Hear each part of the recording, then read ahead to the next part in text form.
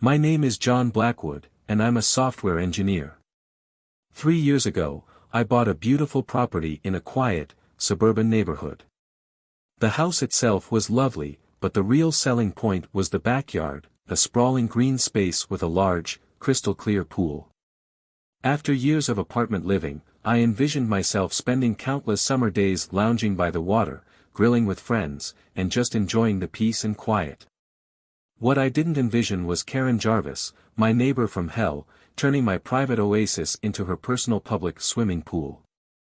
Karen, a woman who seemed to embody every negative stereotype associated with her name, started her unwelcome visits within the first few weeks of me moving in. Initially, it was subtle. A casual wave over the fence while I was doing yard work, followed by seemingly innocent questions about the pool. "Oh, it looks so refreshing. Are you going to open it up soon?" Then came the accidental intrusions.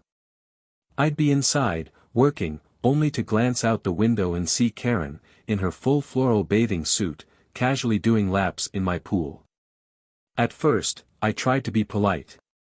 I figured it was a misunderstanding, a lapse in judgment. I approached her one afternoon, while she was dripping wet on my lounge chair, and calmly explained that the pool was private, and I'd appreciate it if she refrained from using it without my permission. She responded with a saccharine smile and a flimsy excuse about how the heat was unbearable and she just needed a quick dip. She promised it wouldn't happen again. Of course, it did. The frequency of her unauthorized swims escalated. She'd bring her friends over, turning my backyard into a miniature water park.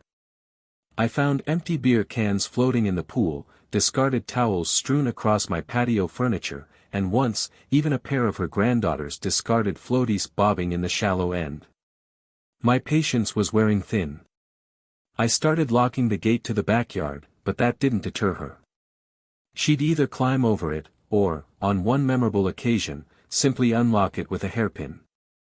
It was infuriating. Ignoring direct requests, trespassing, littering, Karen was checking off all the boxes of a terrible neighbor. I knew this was becoming more than just a simple case of neighborhood entitlement.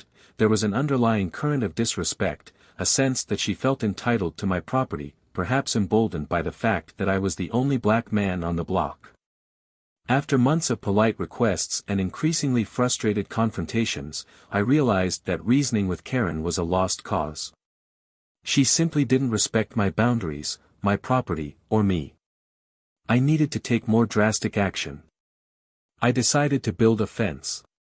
Not just any fence, but a formidable barrier that would clearly delineate my property and send a clear message: stay out. I consulted with a contractor, explaining my situation and emphasizing the need for a secure and private enclosure. We decided on a tall, wrought iron fence, painted a glossy black. It was imposing, elegant, and, most importantly, impenetrable. The gate was reinforced with a heavy-duty lock, and I even installed a security camera, discreetly positioned to capture any attempts to breach the perimeter. The construction took about a week, and during that time, Karen watched with increasing annoyance. She'd stand at the edge of her property, arms crossed, muttering under her breath. I could feel her resentment radiating across the yard. Once the fence was completed, I felt a sense of relief wash over me. Finally, I thought, some peace and quiet. The first day after the fence was finished, I woke up to the sound of furious banging.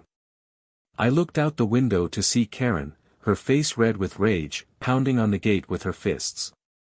"What is the meaning of this?" she shrieked. "You're blocking off my access to the pool. This is outrageous." I calmly walked outside, keeping a safe distance between us.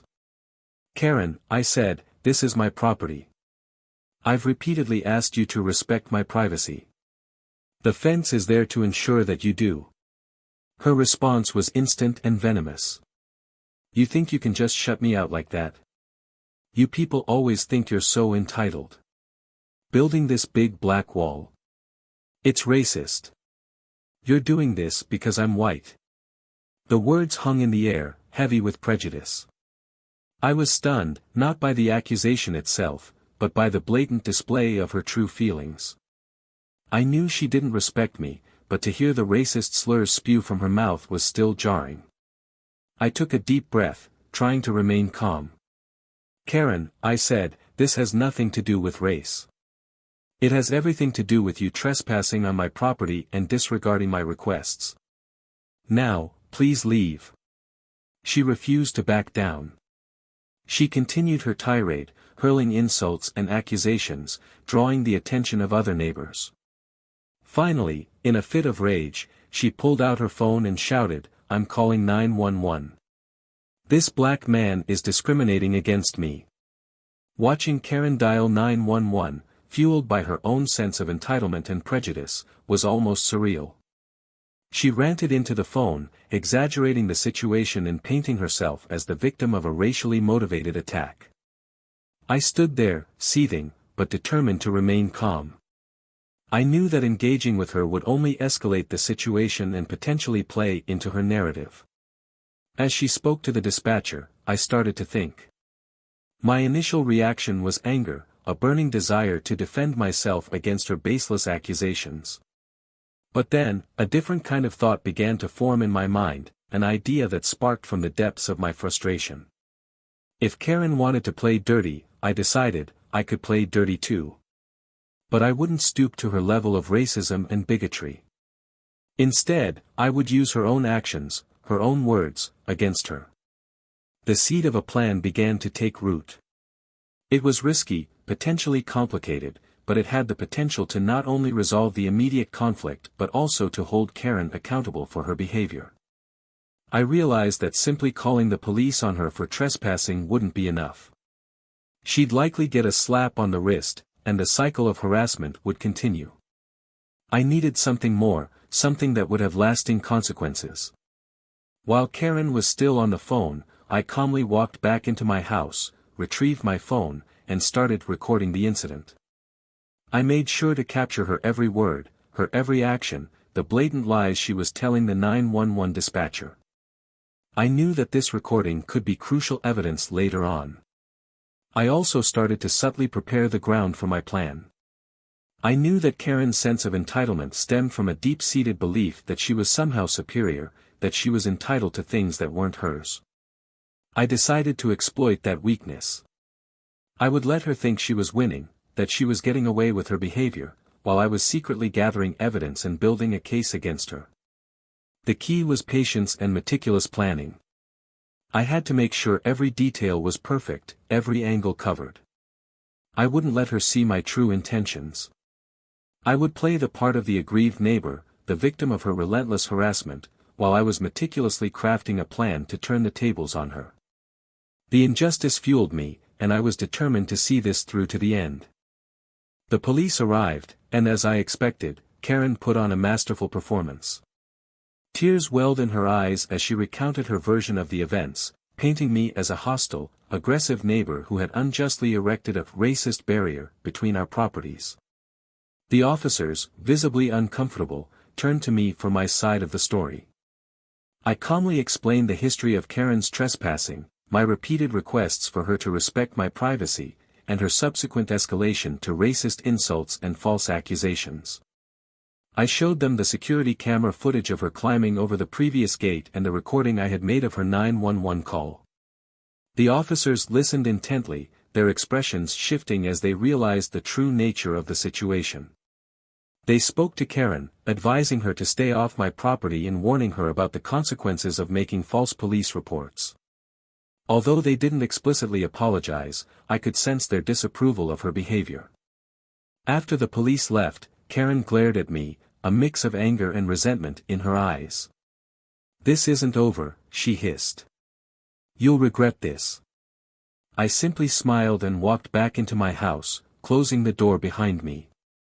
Over the next few weeks, I continued to meticulously gather evidence. I installed additional security cameras, covering every angle of my property. I kept a detailed log of every interaction with Karen, no matter how small or seemingly insignificant. I knew that every piece of information could be valuable later on. I also started to research local laws and ordinances related to harassment, trespassing, and false reporting. I consulted with a lawyer, explaining my situation and seeking advice on the best course of action.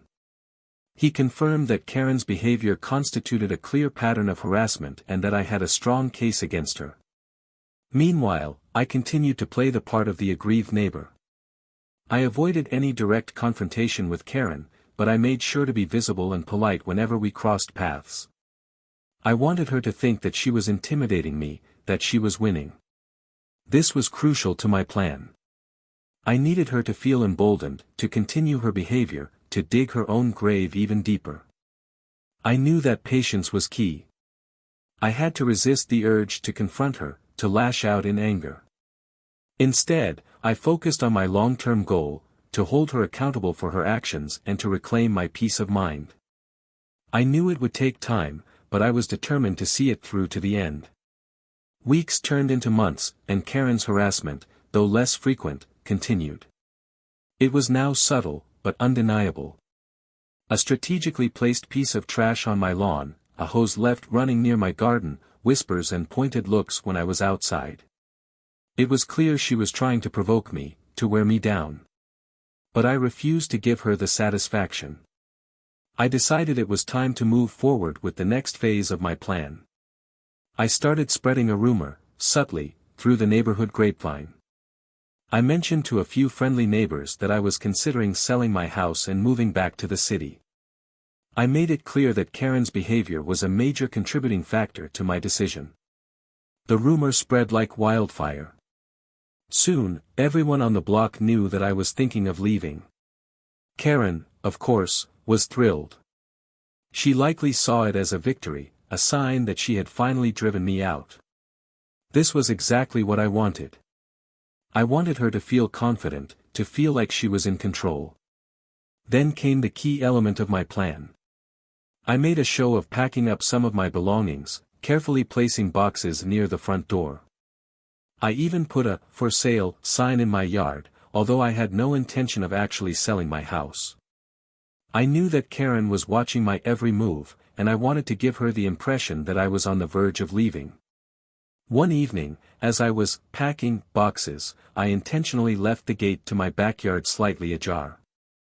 I made sure that the security cameras were positioned to capture the entire scene. Then, I went inside and waited. It didn't take long. A few hours later, as darkness fell, I saw Karen emerge from her house, cautiously approaching my backyard. She peered through the slightly open gate, her eyes scanning the area. Then, with a furtive glance over her shoulder, she slipped inside. I watched on the security camera as she made her way to the pool, a mischievous grin on her face. She clearly thought she was getting away with something, that she was finally reclaiming her right to use my pool. But little did she know, she was walking right into my trap. As Karen gleefully jumped into the pool, splashing around and laughing to herself, I made my move. I quietly slipped out of the house and locked the gate behind her, trapping her inside my backyard. Then, I called the police. When the officers arrived, I explained the situation, showing them the security camera footage of Karen trespassing on my property. I also presented them with the mountain of evidence I had collected over the past several months, the recordings of her racist slurs, the documentation of her previous acts of trespassing and harassment, the lawyer's assessment of her behavior. The officers were visibly impressed by the thoroughness of my preparation. They spoke to Karen, who was now frantic and desperate, trying to explain her way out of the situation. But this time, there was no escape. The evidence was overwhelming, and her lies were transparent. Karen Jarvis was arrested for trespassing, harassment, and making false statements to the police. As they led her away in handcuffs, she turned to me, her face contorted with rage. "You haven't heard the last of me," she screamed. I simply smiled and shook my head. "It's over, Karen," I said. "You brought this on yourself." The aftermath was swift and satisfying. Karen was charged with multiple offenses, and the media picked up the story, highlighting her racist behavior and her attempts to abuse the 911 system. She became a pariah in the neighborhood, ostracized by her former friends and allies. As for me, I finally got the peace and quiet I had longed for. The pool was mine again, and the backyard was once more a sanctuary. But more importantly, I had sent a clear message, that racism and harassment would not be tolerated, and that those who engage in such behavior would be held accountable for their actions. I posted the whole story on Reddit, and the support I received was overwhelming. It felt good to know that I had stood up for myself and for others who had been victimized by similar behavior. And it all started with a simple, black gate.